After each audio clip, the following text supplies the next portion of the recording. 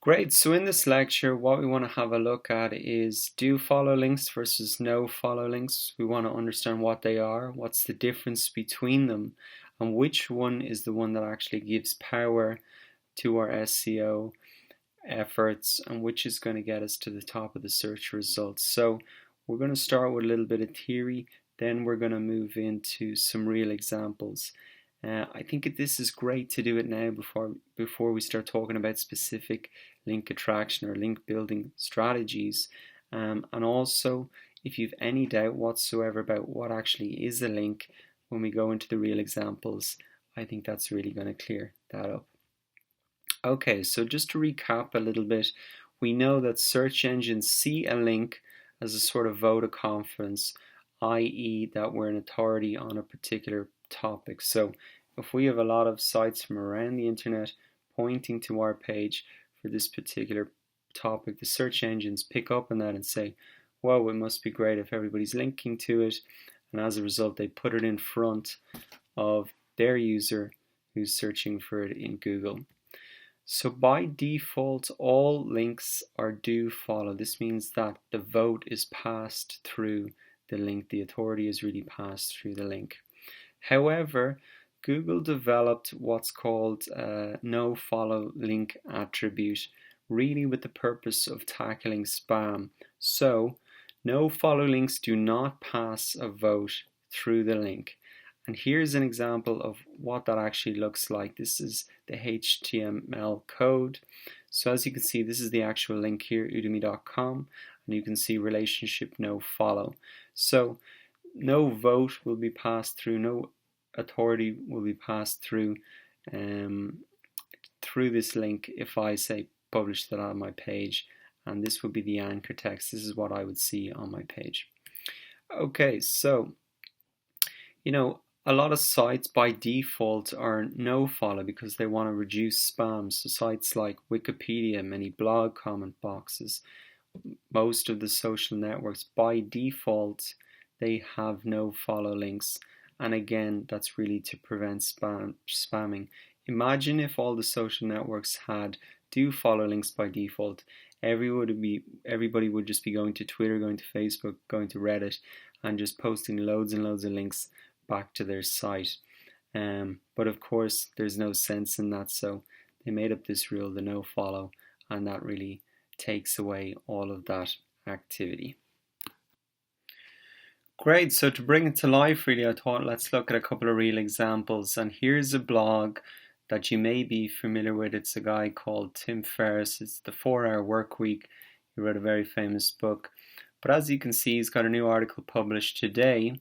And in the article, we can see both do follow and no follow links. So, for example, we can see a photo credit here and linked off to serendipity. So, what you can actually do is go to View. This is on Chrome, but you can do it on other browsers as well. There's an option for this. You can go Developer and you can go View Source.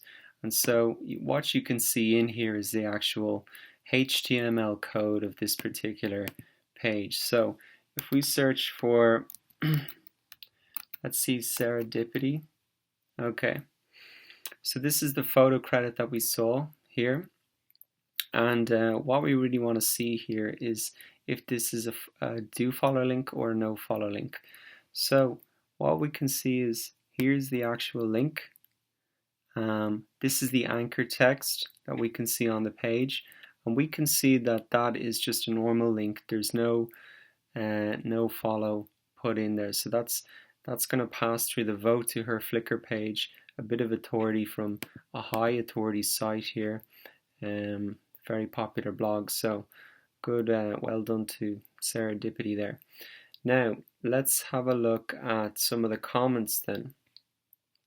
So let's have a look if these are no follow links or do follow links. So let's just type in Jeffrey S. So Jeffrey S. Here we go. So Jeffrey S. has made a comment, and really this is a link back to his Gravatar profile. And so as we can see here, it's external no follows. So as you can see, if you were to make a lot of blog comments there on this site, you wouldn't be getting a vote back to your site, even though there is actually a link there.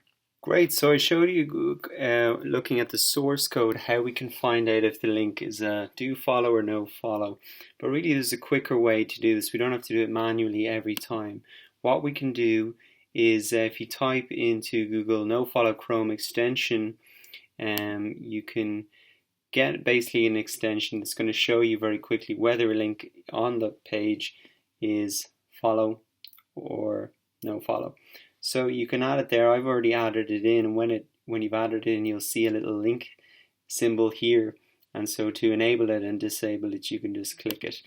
So this is a much faster way. You can see now on Wikipedia, for example, that these links off the page are all no follow. If they're red, they're a no follow. If they just stay normal, then they are follow. So as you can see, all of those are no follow. Twitter as well, as you can see, the links that people tweet out are all no follow as well. Facebook as well, the links here are no follow. That's the main one. Great, so summing it up, really do follow links are the ones which have the most power for SEO, and so you can use this Chrome extension that I showed you when you're link prospecting to have a look at the sites that you think will be potentially good sites and see if they allow do follow links, and just to have a bit of a analysis tool there to determine what is their current policies, and that'll help you to determine then which might be the best sites for you to target in terms of building links from.